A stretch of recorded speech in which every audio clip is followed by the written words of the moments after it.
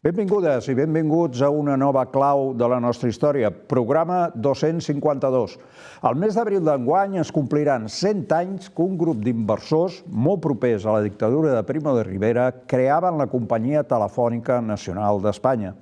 4 mesos més tard va entrar en vigor el decret de concessió al seu favor del monopoli de l'explotació de les comunicacions telefòniques.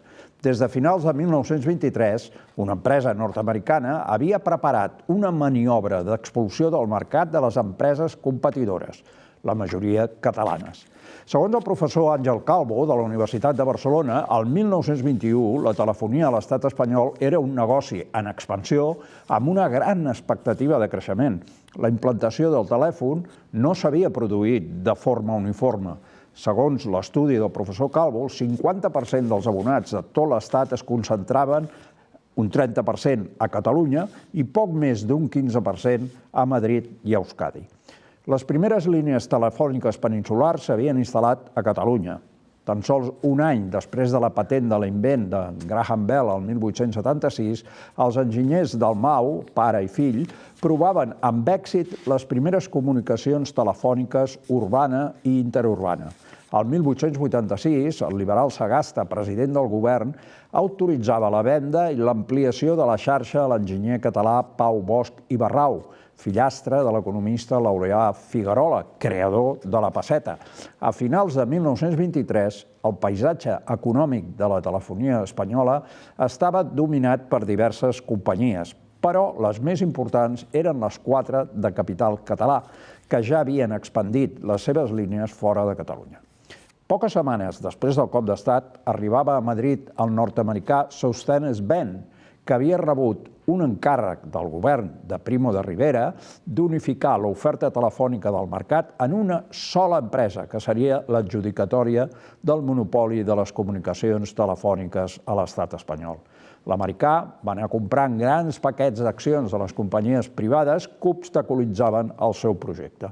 Una vegada va tenir el control d'aquelles societats, va iniciar la maniobra de desballestament i absorció per facilitar la creació de la Companyia Telefònica Nacional d'Espanya. Entre 1924, la creació, i 1945, la nacionalització decretada pel règim franquista, la Companyia Telefònica Nacional d'Espanya va ser un monopoli privat concebut per ser explotat per empresaris molt propers al poder.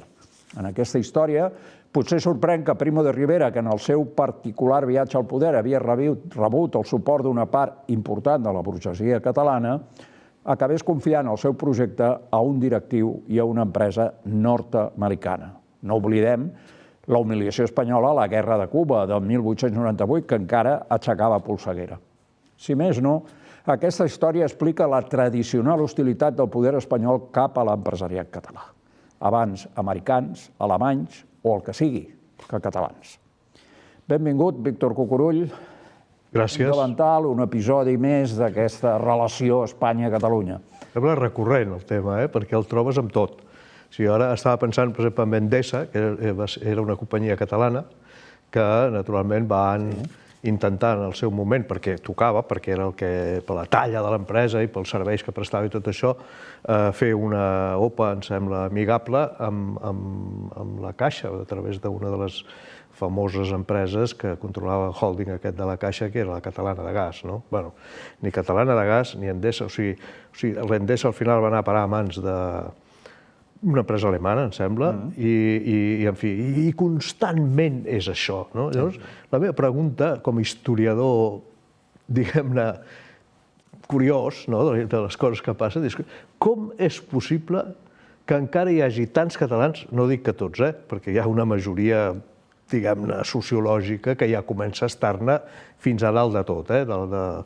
Però encara queden moltíssima gent en aquest país que això és que ni ho saben, i si algú els explica, posen cara de sorpresa. Ah, sí, això va passar. Doncs sí, i no una vegada, no, 1, 2, 10, 100, 1.000, o sigui, constantment. Això ha estat passant des del dia 12 de setembre del 1714 de forma implacable, diguéssim, contra la sobirania i contra el poder, que no és militar, des del 1714, perquè ens vam quedar, diguem-ne, derrotats per un exèrcit molt més poderós, que no va ser el d'Espanyol, precisament, van ser els trens d'artilleria del rei Lluís XIV, el rei Sol, perquè si no, no enfonsen les defenses de la ciutat de Barcelona.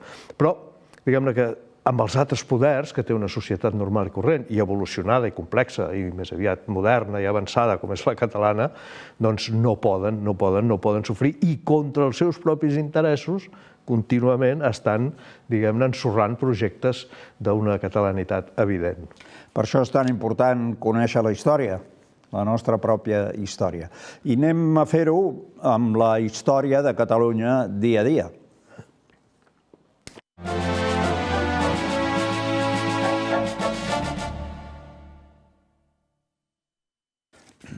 Bé, Víctor, què tenim aquesta setmana? Doncs, per començar, un altre cas com un cabàs, que és com enfonsen la banca catalana, que era el 10è grup bancari més gran de l'estat espanyol, és a dir, no estem parlant d'una banca local, una cosa petita, no, gran, més de 250.000 milions de pessetes en dipòsits, més de 400 oficines obertes, més de 5.000 empleats, etc. I com ho fan? Doncs molt senzill.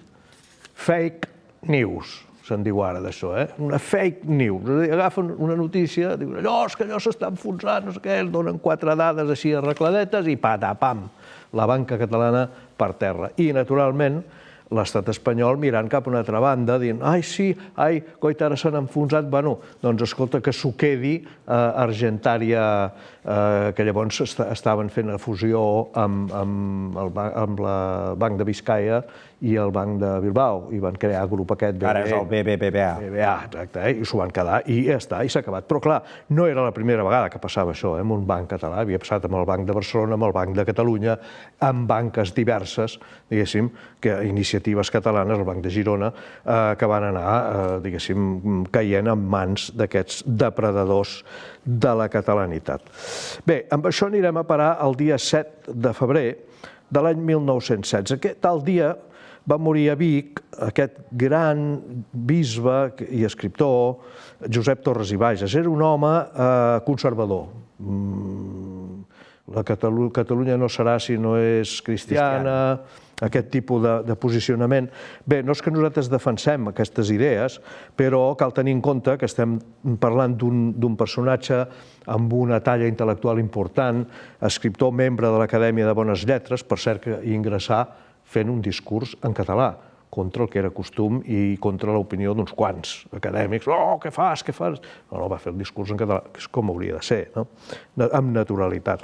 Bé, bisbe de Vic, va participar a les bases de Manresa l'any 1892, no només com a membre presencial, sinó que va ser l'assessor que es va encarregar de fer la disposició transitòria que proposava la regulació de les relacions amb la Santa Seu i amb la corona, diguéssim, espanyola, i etc. O sigui, va fer tota una sèrie de tasques importants, molt sensible amb el tema de l'ús del català, va defensar-ho sempre en la predicació, en la catequesi i en els actes de culte que no eren específicament litúrgia llatina. Recordem que la missa es feia en llatí. Es feia en llatí, però hi havia moltes altres, diguem-ne, actes de culte que es feien en la llengua del poble. Bé, el dia 8 de febrer, però, de l'any 1434, naixia a Barcelona un personatge molt important, poc conegut, Pere Miquel Carbonell i de Soler. Aquest personatge, notari públic, arxiver reial, escrivà del rei Joan II de Catalunya, fou un partidari del grup de la Busca en aquell conflicte que hi va haver entre la Biga i la Busca. La Biga i la Busca. Sí, és a dir, entre les classes potser podríem dir-ne més benestants, més adinerades, i les classes més populars, la Busca. És la lluita eterna, diguem. Sí, però veus, aquesta jo trobo que és una lluita que té lògica i ha de ser així, no? I per tant, tampoc no cal estripar-se els vestits si en una societat com la catalana, que en aquella època era una societat perfectament, diguem-ne, constituïda amb tots els seus ets i uts, i més, alguns quants més que les altres, que els veïns, per exemple, doncs hi haguessin aquestes pugnes, no? Perquè ha de ser, és natural que sigui així. Bé, és un home que va escriure abundant historiografia en català i en llatí, per exemple, el De Viris Illustribus Catalanis, la genealogia dels comtes reis de Barcelona, l'any 1496 ho va fer això, les cròniques d'Espanya ho va escriure l'any 1495, i altres llibres molt interessants, l'Episcopologi de Barcelona, dels bisbes de Barcelona, etc. Recordem-lo, perquè va ser un personatge que avui llegir-lo encara ens diu coses interessants, ja han passat 600 anys. Bé, el dia 9, anem al dia 9 de febrer de l'any 1908. En tal dia com aquest s'inaugura el Palau de la Música Catalana, un edifici que fou promogut per l'Orfeó Català, fundat per Millet, Lluís Millet, un avi o... No aquell altre Millet. No l'actual. I Amadeu Vives, que ja en vam parlar un dia de l'Amadeu Vives. A l'any 1891 creen l'Orfeó Català i el 31 de maig del 1904 decideixen crear un gran edifici, un gran auditori amb tot el més modern i el més actual de l'època, i l'encarreguen a l'arquitecte Lluís Domènech i Muntaner, que el feu construir, posen la primera pedra el 23 d'abril del 5 i el 9 de febrer de l'any 8, 1908, ja s'inaugura solemníssimament aquest edifici. I passem al mateix dia 9 de febrer, però de l'any 2003. En tal data moria a Sant Cugat del Vallès, a 94 anys, un gran historiador, erudit, un home de bé, Miquel Batllori. El pare Batllori, un jesuïta, fou historiador primer, després sacerdot, i deixeble de Jordi Rubió. En fi, és un home que és enciclopèdic, diguem-ne. Aquest és un d'aquests personatges que sabia tantíssim de tantíssimes coses. Va ser membre de l'Institut d'Estudis Catalans i de l'Acadèmia de Bones Lletres i doctor honoris causa per gairebé totes les universitats de Catalunya. Això se li va donar, aquest reconeixement, quan ja tenia 93 anys. Jo hi vaig ser en aquell acte. Va ser molt, molt, molt emocionant a Santa Maria del Mar i pràcticament totes les universitats, tant del Principat de Catalunya com del País Valencià com de les Illes Balears, li van atorgar aquest títol honorífic que el tenia més que merescut, després d'haver publicat més de 200 títols, o sigui, 200 llibres, d'haver fet una recerca realment exhaustiva analitzant fons. Ell va tenir accés a les biblioteques vaticanes, als arxius, etc. Per tant, les seves obres són molt documentades. Es va especialitzar molt en Arnau de Vilanova, Ramon Llull, la mateixa família dels Borja, els famosos papes Calixte III i Alexandre VI i la seva relació amb la Casa Reial, la Casa Reial catalana aragonesa. Bé, podríem parlar molt del pare Batllori, però el que fem avui és bàsicament recordar-lo. Va fer un llibre, potser aquest molt important, que es diu 8 segles de cultura catalana a Europa. És de les persones que defensen la catalanitat en la gènesi de la cultura europea. Molt interessant. Bé, i anem al dia 10. El dia 10 de febrer de l'any 1602 va néixer a Castell d'Empordà, que era la casa mare de la família de militars, els Margarit. Recordem que el primer cap militar en el descobriment del Nou Món, en el segon viatge, va ser Margarit. Per tant, és molt interessant. En aquest cas han passat uns segles i és un home, podríem dir-ne, partidari dels francesos, lluita al costat de les tropes catalanes i franceses contra les de Felip IV, que és qui va provocar aquest Felip IV i la seva famosíssima Unió d'Armes i l'ocupació militar de Catalunya i tots aquells desastres va provocar, diguéssim, la revolta dels segadors. Doncs bé, ell va ser un dels militars, potser el més significat en la banda, diguem-ne, dels catalans durant aquesta llarga guerra. Finalment va morir a l'exili, em penso que va ser l'any 59, una cosa així, 1659. Bé, i seguim. Anirem a parar el dia 11 de febrer, però de l'any 1852. En tal dia naixia a Begur Josep Pella i Forgues, historiador, jurista, i és d'aquestes persones que jo sempre intento no passar-me per alt perquè són fonamentals per entendre la història de la nació catalana. És a dir, un jurista que es va dedicar tota la seva vida, juntament amb Coroleu, juntament amb altres, diguéssim, experts en el que són les constitucions, el dret constitucional, a analitzar, a conèixer, a escriure i a parlar de totes aquestes qüestions que són essencials per poder comprendre l'ànima de la nació catalana. Bé, ell va ser un dels redactors del Memorial de Greuges presentat l'any 1885 al rei Alfons XII, també era membre de l'Acadèmia de Bones Lletres, va ser president de l'Acadèmia de Jurisprudència i Legislació de Barcelona, i etc. El seu llibre potser més important és un llibre que es diu Les Corts Catalanes, que explica molt bé com es feien, com funcionava tota la dinàmica de corts, que és dels tres poders, ja sabeu que és el primer i el més important. Va reunir un... Perdó, ara m'he equivocat de pàgina. Continuarem pel dia 12, i el dia 12 de febrer de l'any 1851 naixia a Barcelona Francesca Saperas i Miró. Aquest és un altre dels dèficits que tenim en aquest país. Resulta que històricament la dona ha estat molt important en tot, en la governança, en la ciència, en l'ensenyament, en moltíssimes coses a la societat catalana, però en canvi ens desapareixen, no surten, ningú no treballa, esperem que això es vagi resolent aviat. Aquesta senyora era una líder anarquista, companya de Martí Borràs, un dels introductors de l'anarcocomunisme a Espanya, director de la Justícia Humana, Terra i Llibertat, que va acabar suïcidant-se a la presó l'any 1894. Després s'uní a Tomàs Esqueri, que era un altre, el principal, implicat en el famós procés de Montjuïc, i per tant va acabar afusellat, aquest segon company de la Francesca Saperas, i finalment també va fer parella amb Francesc Callís, implicat en el mateix procés de Montjuïc. Bé, finalment va emigrar i va residir a Buenos Aires, als Estats Units i a Mèxic, i quan va tornar a Barcelona va mantenir estretes relacions amb Teresa Claramunt, on la presenta com el prototipus dels sacrificis de moltes dones dels militants anarquistes. Bé, el dia 13, i amb això acabarem, de l'any 1906, el govern espanyol aprova la llei de jurisdiccions. Aquí tornem a estar amb el de sempre, no? Com has dit abans, des del 1898, l'exèrcit espanyol estava totalment desprestigiat.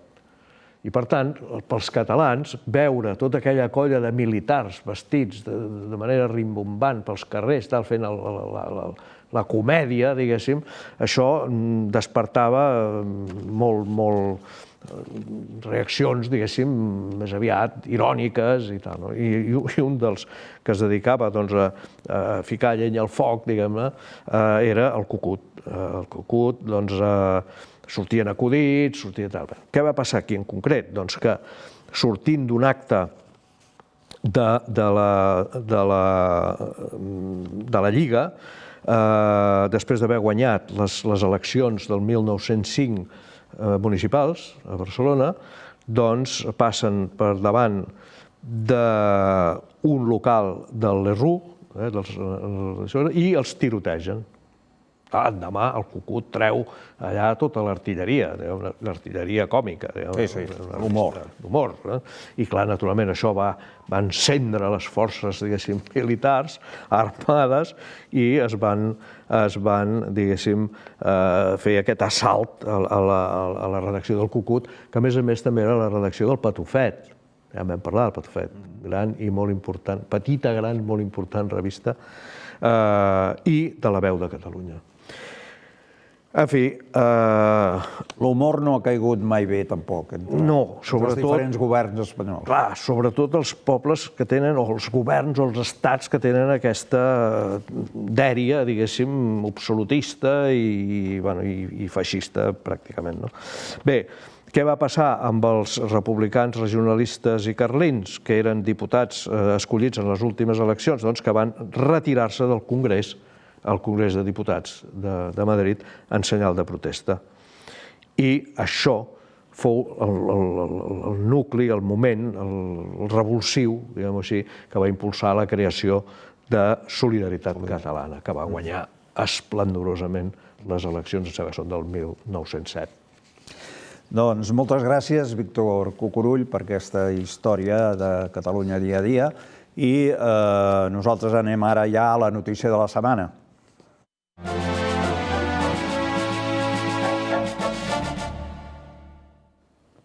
La notícia de la setmana ens la porta Arnau Urgell, a naciodigital.cat, amb el títol «Quan el semàfor de la sequera eren les rogatives religioses».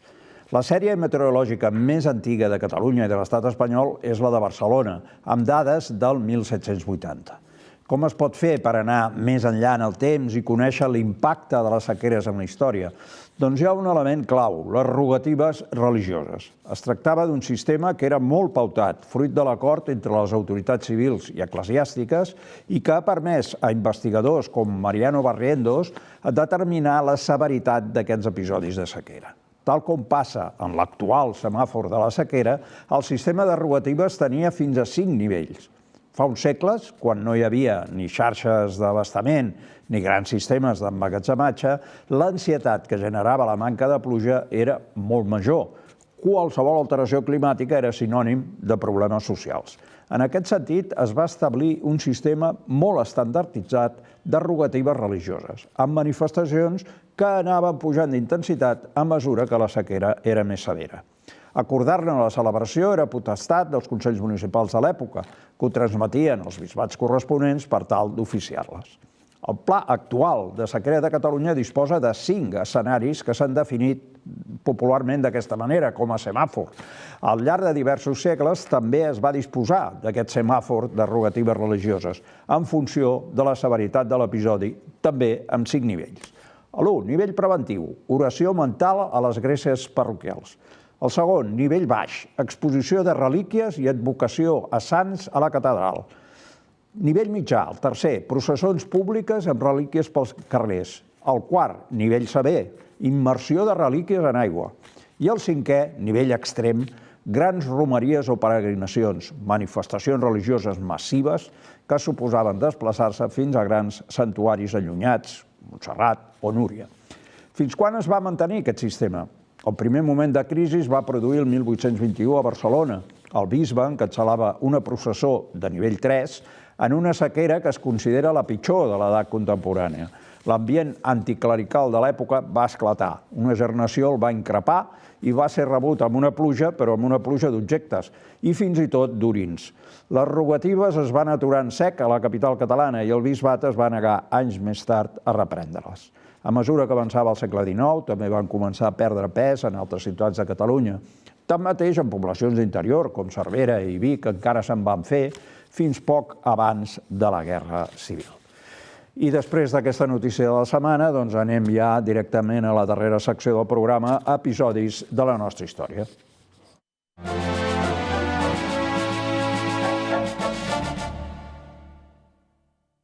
Parlarem de Cuba i el catalanisme, una lliçó d'història en el títol i en el subtítol, entre l'autonomia i la independència. L'autor és en Lluís Costa. En Lluís Costa és historiador, professor a la Universitat de Girona de Comunicació Cultural, però molt rellevant per entendre aquest episodi, havia estat arxiver de Sils i arxiver de Begur.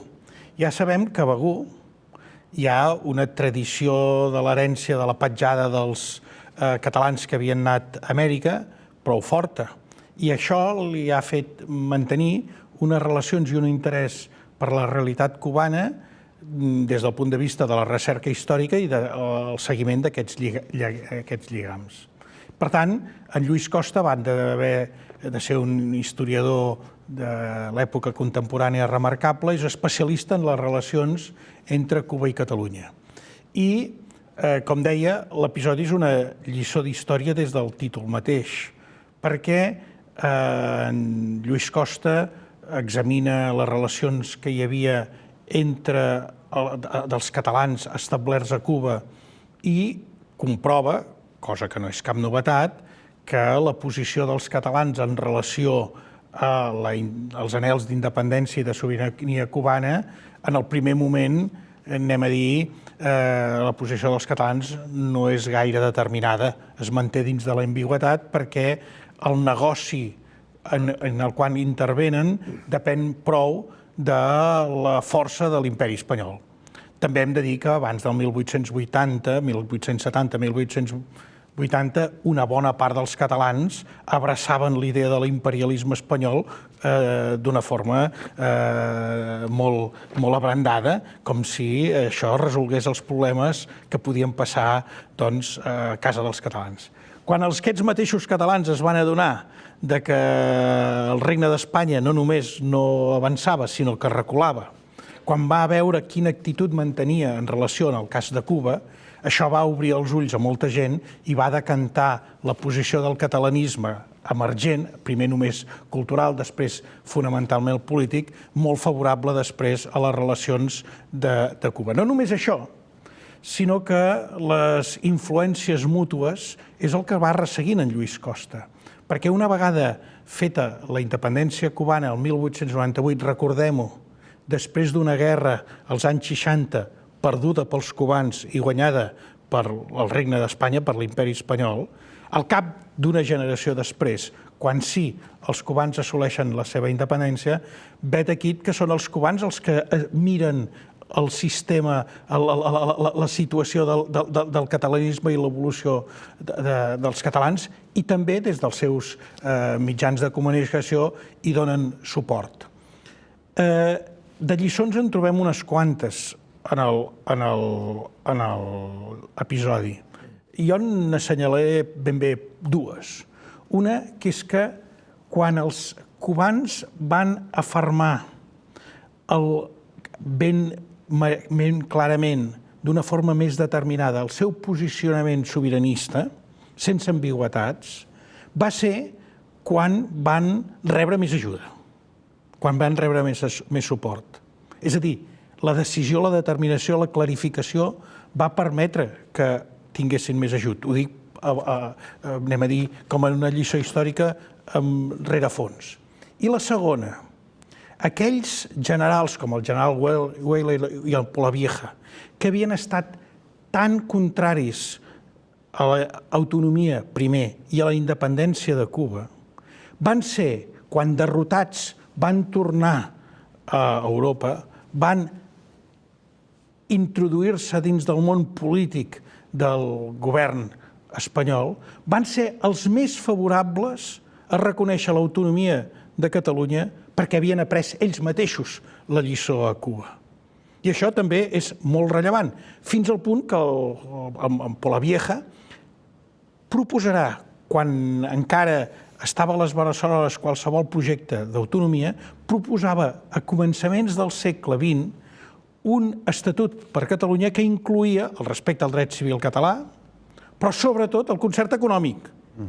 Això, els mateixos polítics espanyols que, en el cas cubà, havien mantingut una actitud extraordinàriament hostil contra l'autonomia de Cuba, que al final els mateixos cubans van tirar el dret i en lloc de l'autonomia van acabar demanant i aconseguint la independència.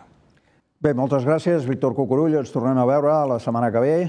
Molt bé. I nosaltres marxem amb la frase de la setmana, que avui, que hem parlat de sequera, doncs és de la primera científica i també sufragista i moltes altres coses, que va teoritzar sobre el canvi climàtic. La nord-americana Eunice Newton Foote, que el 1856, és a dir, fa 168 anys, va dir l'augment del CO2 provocarà un escalfament global. A hores d'ara encara hi ha gent que ho nega. Doncs tornem la setmana que ve. Us esperem aquí per descobrir plegats noves claus de la nostra història. Que passeu una molt bona setmana.